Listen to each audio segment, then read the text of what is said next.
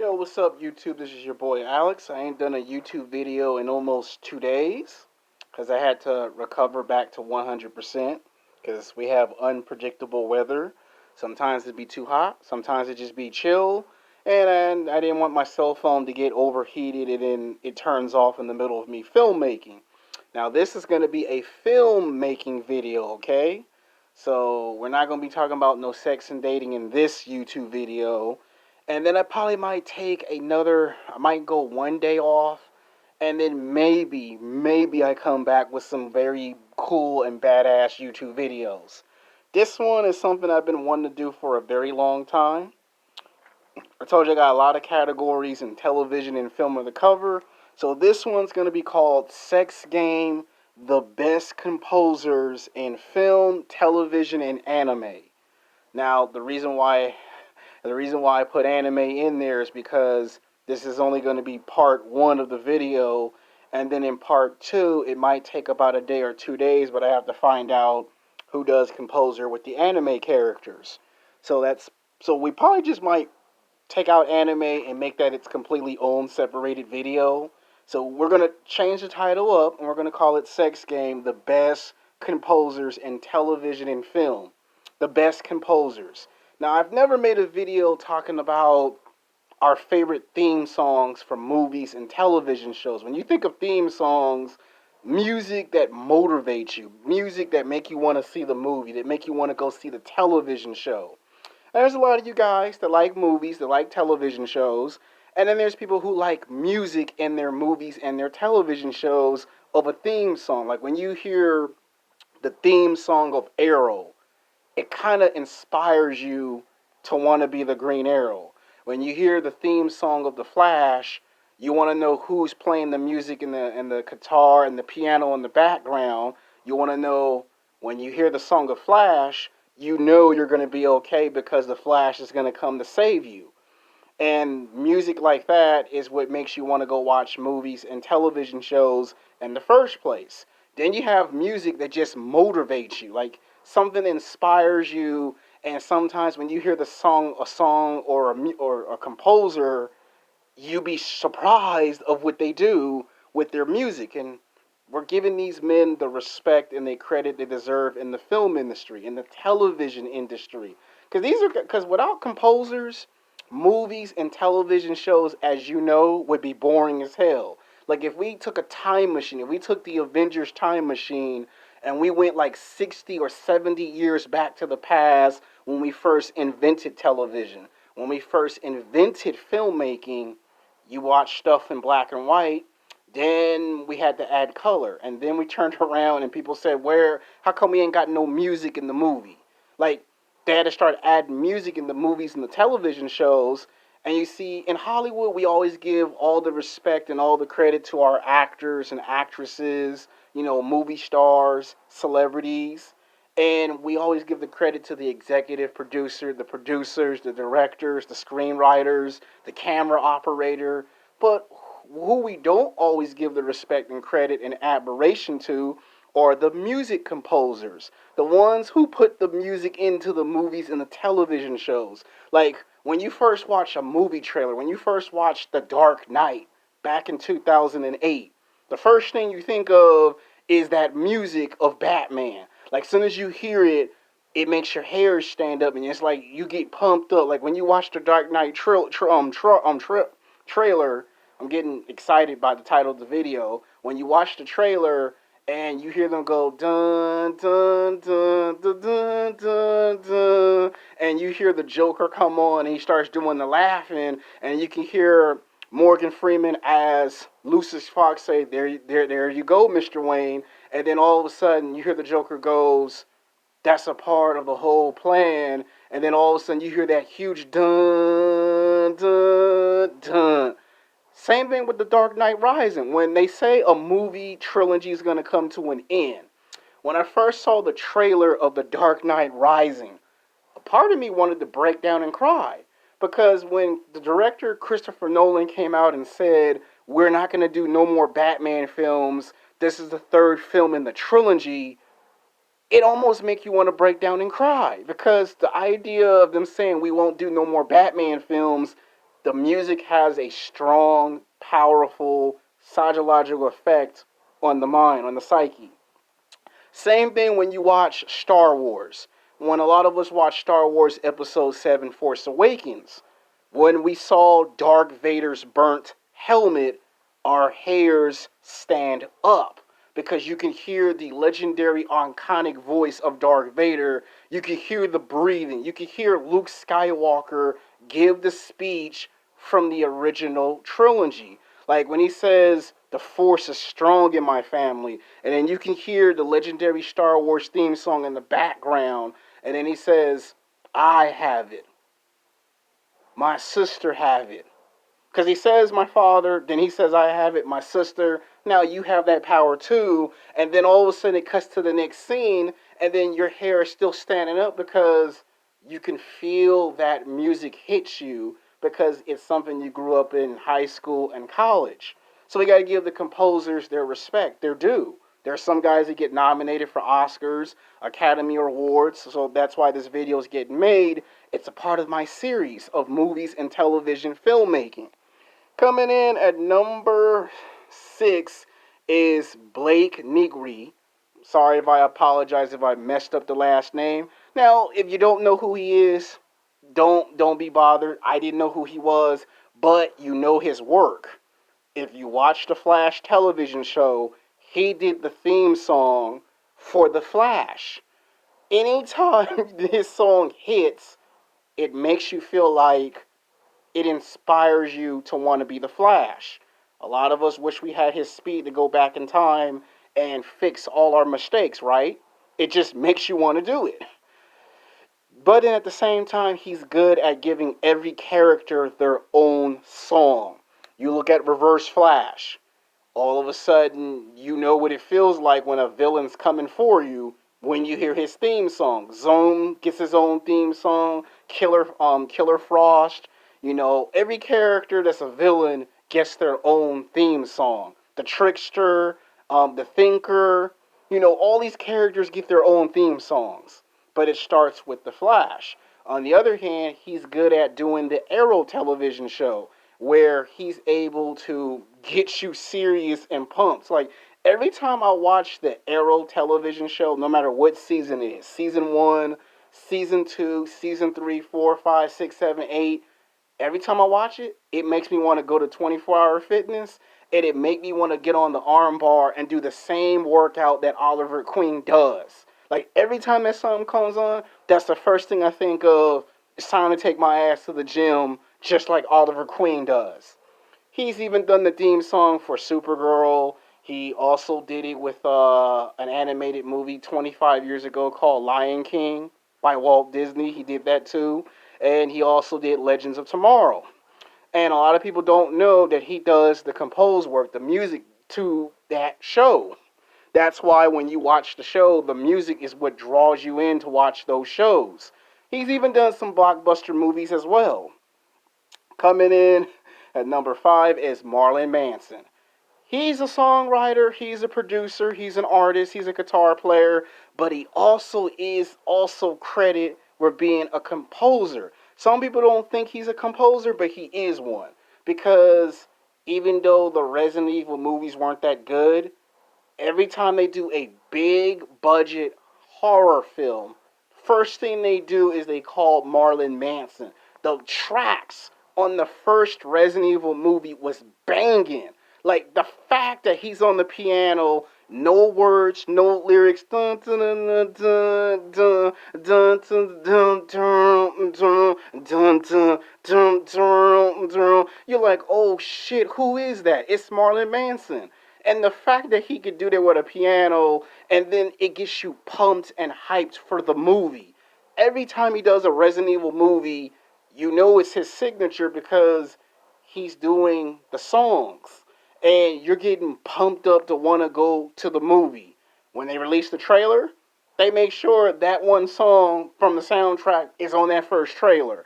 And that's how they sell the movie.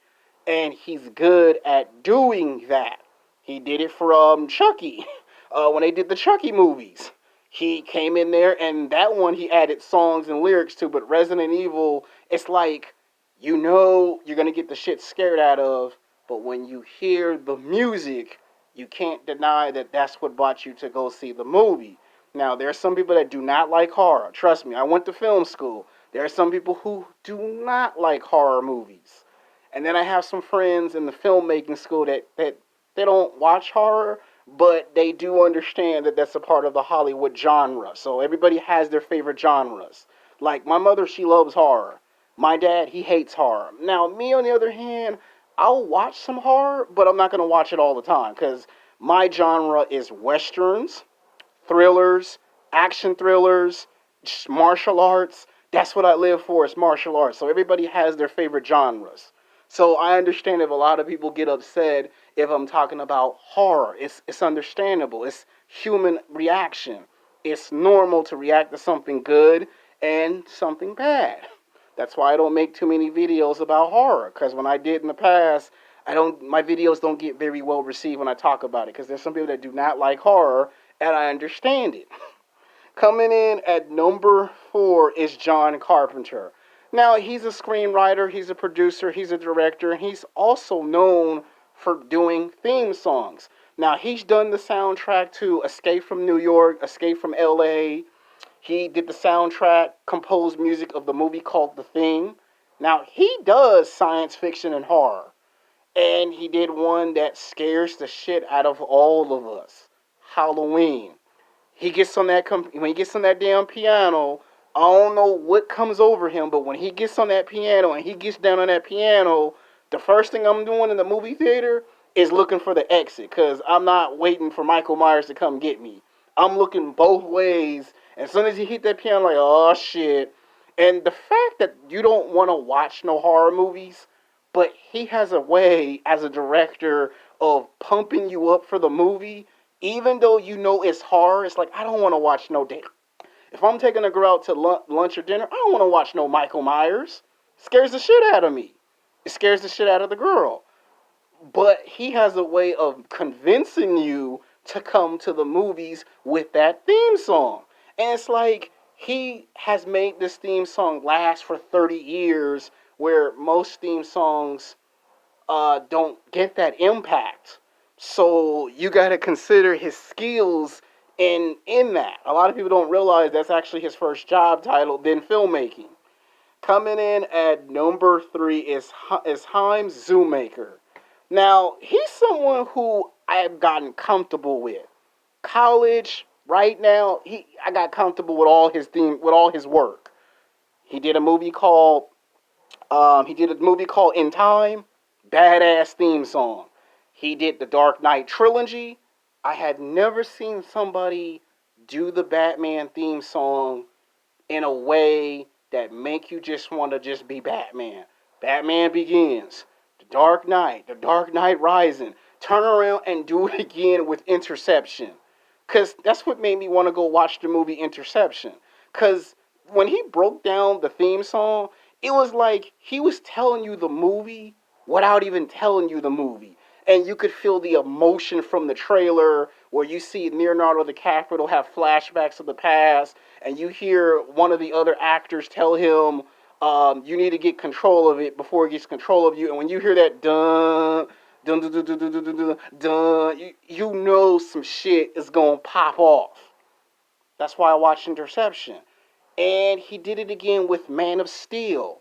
The fact that he could make Superman theme song so good, and then when he take off and fly, it's like he got you thinking that when you hear that theme song, some part of you want to fly like Superman, because the way he's got your emotions invested into the movie.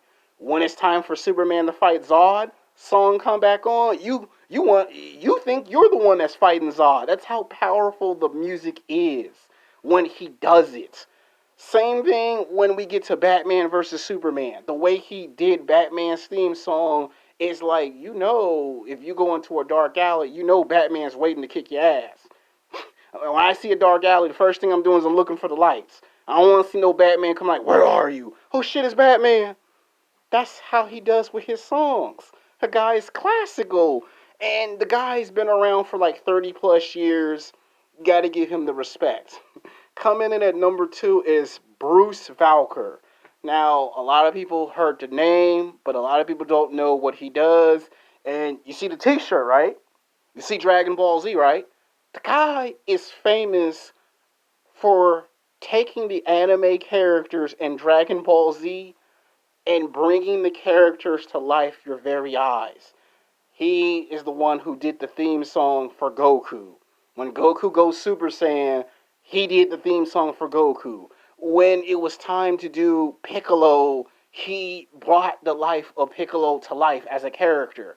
Same thing with Gohan when he goes Super Saiyan 2 or he goes Mystic. A lot of our favorite anime characters in Dragon Ball Z is a result of his music. The Ginyu Force, when you know the Ginyu Force is coming, you know the song is banging when he's putting the life into the character. Like he makes the character come to, he makes you like the characters. He make you invest into the characters in a way that no one else can. So if you like Piccolo, the way he does Piccolo's character when he fuses with Kami, you're like, oh shit, so that's what a Super Namek feel like. Like with Piccolo's song, it gives you a spiritual awakening when you're listening to Piccolo. With Goku, it's like you know the hero's coming to save the day. With Gohan, it's Warrior's Redemption. And he even done the songs with villains. Like when he did Majin Buu's theme song, it's like that's some badass rock with Majin Buu's theme song. You know, and then he does it with Frieza. With Frieza, it's like you're terrified that somebody in the world would do the type of shit that he does, and I'm talking about the character Frieza. Same thing with Sail. When he did Sail's theme song, it's like he took the rock music and the piano, and with Sail, it's like, oh shit, it's like it's got a badass rock feel. He's the supervillain, but the fact that he has a hard beat, it gets you invested to the character of Sail because you're curious what type of supervillain is gonna do some crazy shit now. That's how come people love the anime of Dragon Ball Z. Now, I don't expect everybody to like Dragon Ball Z. I'm talking about how the music grabs your emotion and gets you to believe in something. If it weren't for music, a lot of us would not be able to intertwine with different personalities. All right, coming in at number one is John Williams. This man is a legend. This man is an icon in the film business. Television and film, been in the game for 40 years. That's 4 decades he's been around. The guy knows how to make music grab you. Star Wars. You hear the theme song of Darth Vader. There's a part of you that want to do the breathing of Darth Vader. He brought Darth Vader's song, Duels of Fate from Phantom Menace. Revenge of the Sith, he's good with that kind of music. And the fact that he's famous for one theme song, Superman, when they couldn't get nobody to actually do a good interpretation of Superman, he did. To this very day, when you see that first Superman with Christopher Reeves and you hear the way it pops up, there's a part of you that make you feel like you are Superman. The way he did the original Superman. Same thing with Jurassic Park, the original 1994 classic. When he does Jurassic Park, he makes you sit down and he makes you think and make you reflect on life in general. He makes you look past fame, fortune, and this is with the music. He makes you sit there. When it comes to Jurassic Park, he gives you an idea of what nature is with animals and mankind. With Superman, he got you believing in the fact that yes, men can fly. And when he does Star Wars of any character, Darth Vader, the Emperor, he got you feeling the emotion in the character. If it's Vader, you're going to know it's Vader. If it's Obi-Wan, he's going to make you feel Obi-Wan. If it's Luke Skywalker, he's going to make you feel Luke Skywalker. If it's Yoda, you're going to feel Yoda. These are my best top picks of the best composers in television and film. So I just wanted to make a short YouTube video. Until next time, peace.